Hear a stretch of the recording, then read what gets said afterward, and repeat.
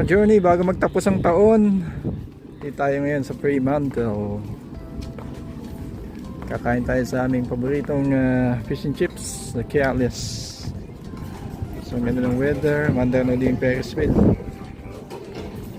Okay mga ka-journey, so yun lang, isang pagbabalik tanaw po. Dahil 5 araw mula ngayon, isang taon na ho kami dito sa Australia. So sa awat tulong ng Diyos ay talagang masabi ko na wala akong regrets na kami lumipat sa Australia mula sa New Zealand.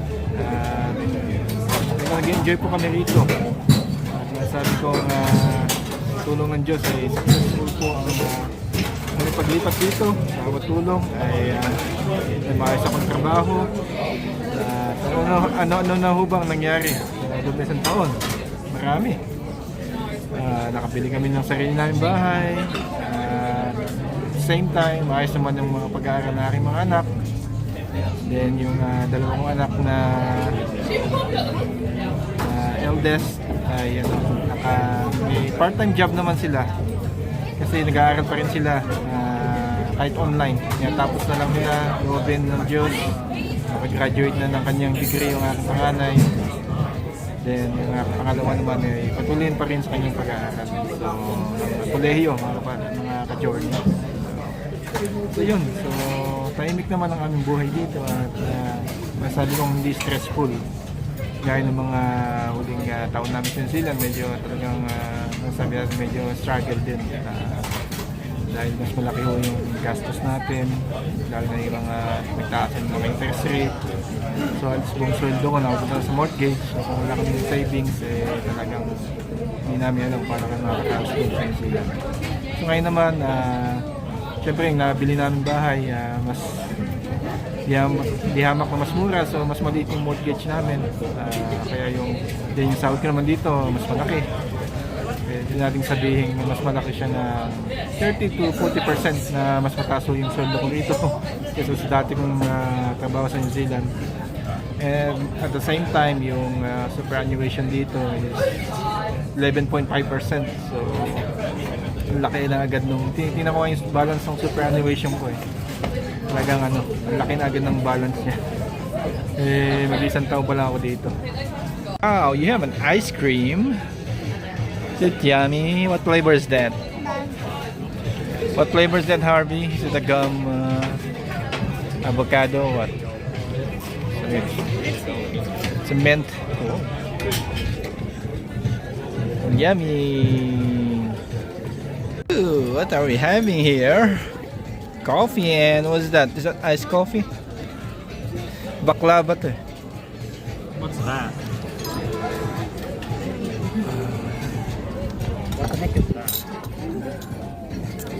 Mga ka-journey, konting celebration lang ho dahil 5 days from now ay 1 year na po kami dito sa Perth, mga ka-journey. Kaya kumbaga almost a year ago dito rin kami unang kumain sa lugar na to. So yung mga January something first week ng January. Magtatapos na ho ang December 27 na. So 5 days na lang, 1 year na po kami sa Australia. Kaya ito, isipan po namin magsalo-salo ulit dito sa Kealis Seafood Cafe, mga ka-journey, dito sa Fremantle. At titikman ulit natin ang ating paboritong chowder, seafood chowder, mamaya, nantay pa. All-time favorites dito sa New Zealand and Australia, ganoon din siguro sa UK, na tawag natin fish and chips. So chips, yung mga malaking french fries, then fish. Then may mga konting seafood na rin na in-add namin. Kaya ng shrimp, oyster, saka scallops, mga ka-journey. So sasawsaw mo na si Jan. Hindi uso sa Pilipinas ng fish and chips Yung aking favorite, seafood chowder. So ang pinakatasan niya is yung malaking tinapay. Kaya panalo ito.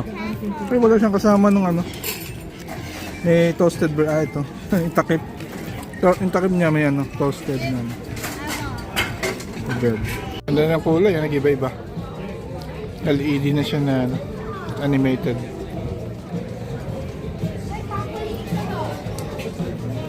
Very nice, guys. Actually mga ka-journey, medyo malamig ngayon dito sa Perth.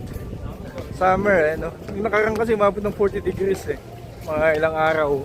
On record daw in the last 17 years na kumbaga maraming above 40 degree na days sa isang taon. So record yung 2024 na pinakamaraming above 40 degrees na temperature. Pero ngayon, malamig. So dito kami ngayon sa Fremantle area sa Muse. Actually, ito yung tinatawag na Frio. So nakaka-journey. Yan lang yung Ferris wheel. Medyo, ayan, puntahan natin. Ito yung paligid. Lamig. Siguro mga 18 degrees. Kaya, presko. Sarap, parang New Zealand. Ayan, almost 1 year ago kung napanood yung vlog namin nung una kami dumating dito. Ito agad ang pinuntahan namin yung Frio. So, ayan, 1 year ago, ito kami.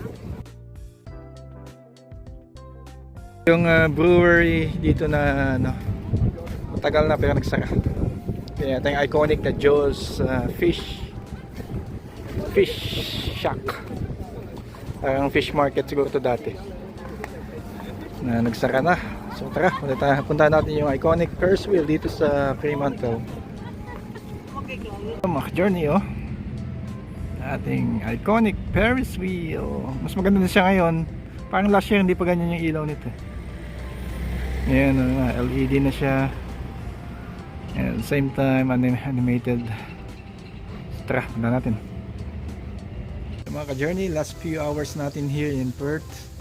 At dito sa aming bahay sa Australia. In the next few hours, hindi pa naman, mga mag-alas 4 pa lang.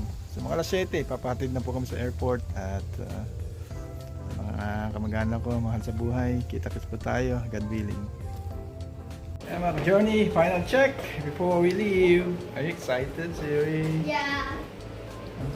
Yes. Wow.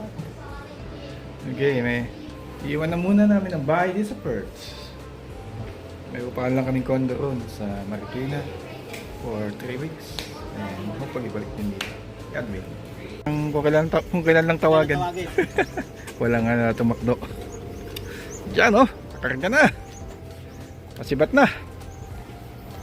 Ito na po tayo. Ayan na, para tayo nasa Naiya. Terminal 1. Yan kaya ba dyan? Yeah, brother, salamat sa Diyos. Pag ikaw na nagbakasyon, alam mo na, tawagan mo na ako. Hello mga ka-journey, ito na.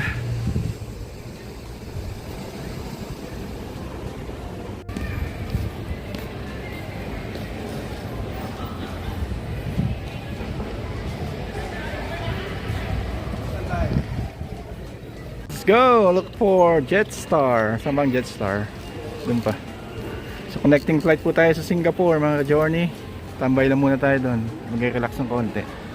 Ito mga ka-journey. So check-in tayo dito. Boarding Singapore Air flight. Ito, maaga pa tayo. So maiksi lang pila. Mga ka-journey. 3 hours before. Let's go. Punta po tayo sa immigration mga ka-journey. Ito na. Immigration na po. So ito yung aming paborito. English pearl and free siya, gift lang pala yan.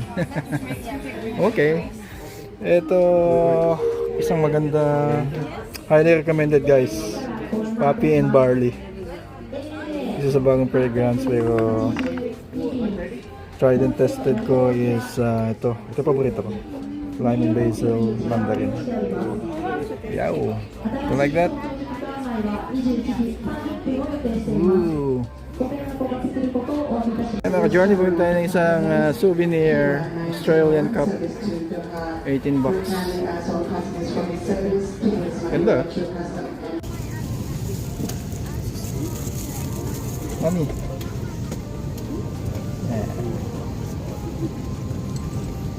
Finally in Singapore, going to transfer. Let's go. Okay, so dito tayo sa transfer. Yo! Okay, umagan tayo mga ka-journey. Boarding na. Papuntang Manila. Woohoo! Yan, puro kababayan natin ang kasabay natin.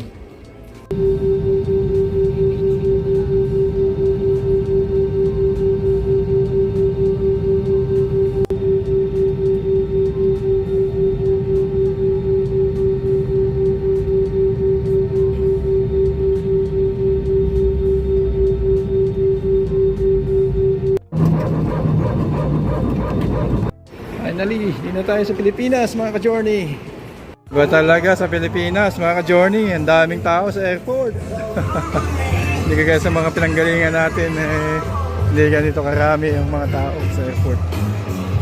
Pilipinas! Woo! Mga ka-journey, change of scenery naman. Hindi ho ito Albany Highway sa Australia.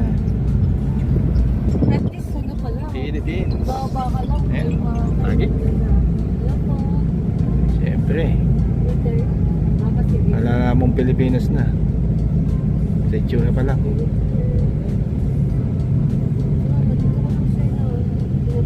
Feels like home, syempre. Guys, yun yung Kasara Urban Resort. Yung bumili ako ng pre-selling dyan, 2018 pa, hanggang ngayon hindi pa naitatayo. Hinuhukay pa yung nasa harap nung grabe, tagal. Kayong bibili. Huwag kayong bibili sa developer na yan. Simple naman, malamang nasa Pilipinas ka na dahil sa mga ganyan. Ayan, tsaka lechon. Yung lechon yung tutukoy ko.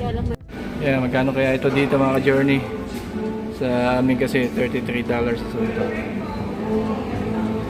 Bibili ako bago umuwi para may partner sa ating collection. Konting collection. Okay, so ito na. Subukan na natin ng cappuccino dito sa Starbucks sa Marikina City. Mga ka-journey, are you enjoying your Starbucks? You like it? Cool. So, crap. And si Harvey rin, may sariling crap. Yan tara na guys. Shopping na tayo sa SM.